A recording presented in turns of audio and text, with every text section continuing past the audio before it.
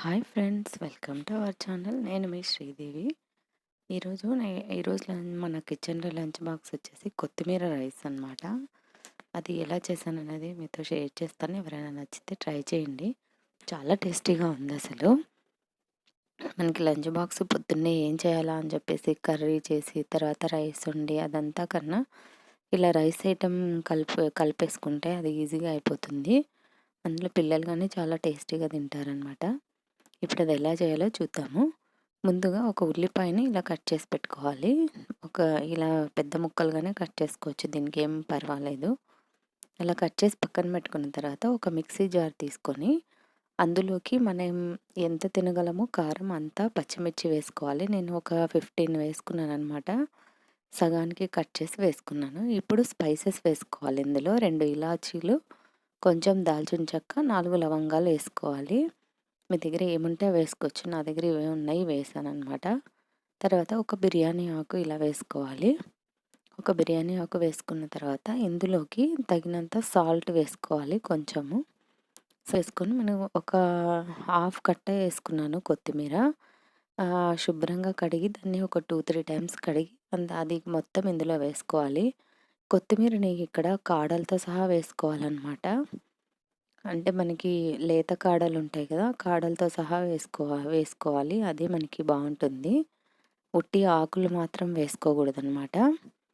ఇలా వేసుకున్న తర్వాత కొంచెం సాల్ట్, అంటే మనకి రైస్లోకి తగినంత సాల్ట్ వేసుకోవాలి. సాల్ట్ వేసుకొని ఇదంతా మెత్తగా పేస్ట్ చేసుకోవాలన్నమాట.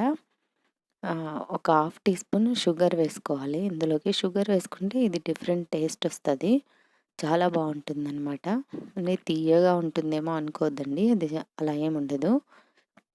దీనికి ఒక డిఫరెంట్ టేస్ట్ వస్తుంది అనమాట ఈ షుగర్తో. ఒక పావు టీ స్పూన్ పసుపు వేసుకోవాలి ఇందులోనే.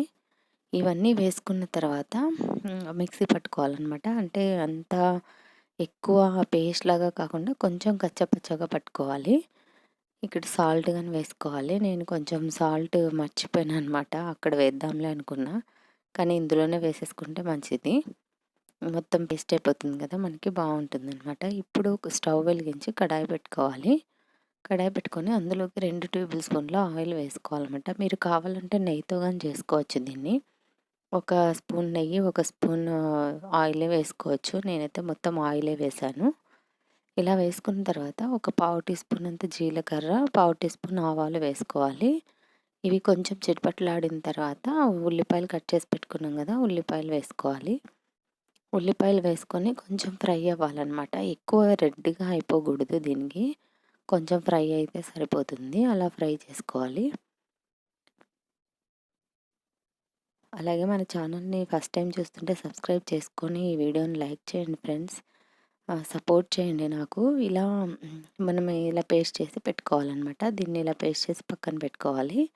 ఇప్పుడు మనకి ఉల్లిపాయ మగ్గింది కదా, ఇలా ఉల్లిపాయ మగ్గిన తర్వాత ఇందులోకి మనం ముందుగా చేసి పెట్టుకున్నాం కదా పేస్ట్, ఆ పేస్ట్ని ఇందులో వేసేసుకోవాలి. ఇందులో వేసి బాగా ఫ్రై చేయాలన్నమాట దాన్ని. చూసారా, ఇలా హాఫ్ బాయిల్ అయితే సరిపోతుందన్నమాట. ఇప్పుడు కొంచెం మనం పావు టీ స్పూన్ అంతా అల్లం వెల్లుల్లి పేస్ట్ వేసుకోవాలి ఇందులోకి. మీకు ఒకవేళ అల్లం వెల్లుల్లి పేస్ట్ వద్దు అనుకుంటే అల్లం కొంచెం వెల్లుల్లి మనము మిక్సీ పట్టుకునేటప్పుడే కానీ వేసుకోవచ్చు. అలా వేసుకున్నా కానీ బాగుంటుంది. నేనేమంటే అల్లం వెల్లుల్లి ముందే పేస్ట్ చేసి పెట్టుకుంటాను కదా, అందుకని అది వేసాను పావు టీ స్పూను.